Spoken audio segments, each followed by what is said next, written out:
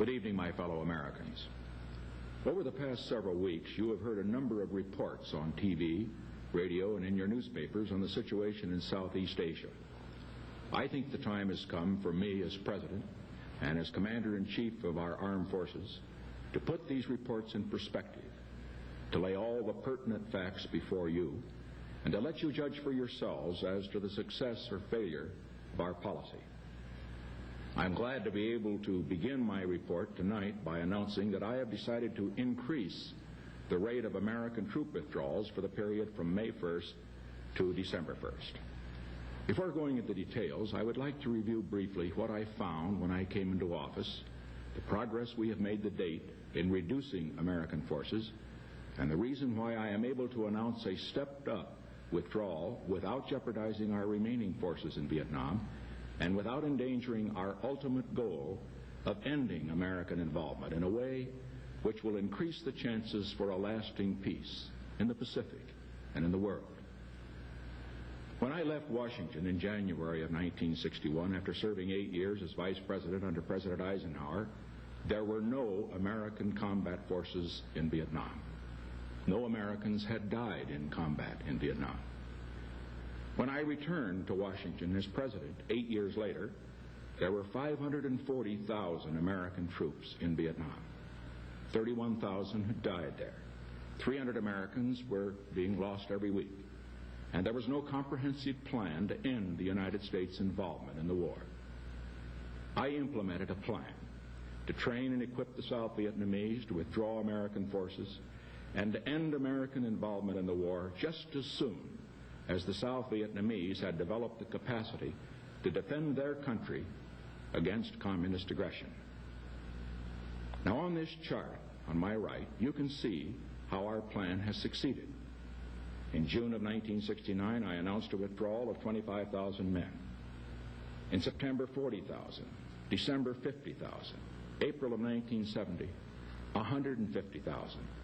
By the 1st of next month, May 1st, we will have brought home more than 265,000 Americans, almost half of the troops in Vietnam, when I took office. Now, another indication of the progress we have made is in reducing American casualties. Casualties were 5 times as great in the first 3 months of 1969 as they were in the first 3 months of this year, 1971. South Vietnamese casualties have also dropped significantly in the past 2 years. 1 American dying in combat is one too many. But our goal is no American fighting man dying any place in the world. Every decision I have made in the past and every decision I make in the future will have the purpose of achieving that goal. Now, let me review now 2 decisions I have made which have contributed to the achievements of our goals in Vietnam that you've seen on this chart. The first was the destruction of enemy bases in Cambodia. You will recall that at the time of that decision, many expressed fears that we had widened the war, that our casualties would increase, that our troop withdrawal program would be delayed. Now, I don't question the sincerity of those who expressed these fears, but we can see now they were wrong. American troops were out of Cambodia in 60 days, just as I pledged they would be. American casualties did not rise, they were cut in half. American troop withdrawals were not halted or delayed, they continued at an accelerated pace. Now let us turn to the Laotian operation. As you know, this was undertaken by South Vietnamese ground forces with American air support against North Vietnamese troops which had been using Laotian territory for 6 years to attack American forces and Allied forces in South Vietnam. Since the completion of that operation, there's been a great deal of understandable speculation, just as there was after Cambodia, whether or not it was a success or a failure, a victory or a defeat. But as in Cambodia, what is important is not the instant analysis of the moment, but what happens in the future. Did the Laotian operation contribute to the goals we sought? I've just completed my assessment of that operation, and here are my conclusions. First, the South Vietnamese demonstrated that without American advisors, they could fight effectively against the very best troops North Vietnam could put in the field. Second, the South Vietnamese suffered heavy casualties. But by every conservative estimate, the casualties suffered by the enemy were far heavier. Third, and most important, the disruption of enemy supply lines, the consumption of ammunition and arms in the battle, has been even more damaging to the capability of the North Vietnamese to sustain major offensives in South Vietnam than were the operations in Cambodia 10 months ago. Consequently, tonight, I can report that Vietnamization has succeeded. Because of the increased strength of the South Vietnamese, because of the success of the Cambodian operation, because of the achievements of the South Vietnamese operation in Laos, I am announcing an increase in the rate of American withdrawals. Between May 1 and December 1 of this year, 100,000 more American troops will be brought home from South Vietnam. This will bring the total number of American troops withdrawn from South Vietnam to 365,000. Now that's over two-thirds of the number who were there when I came into office, as you can see from this chart on my left. The government of South Vietnam fully supports the decision I've just announced. Now let's look at the future.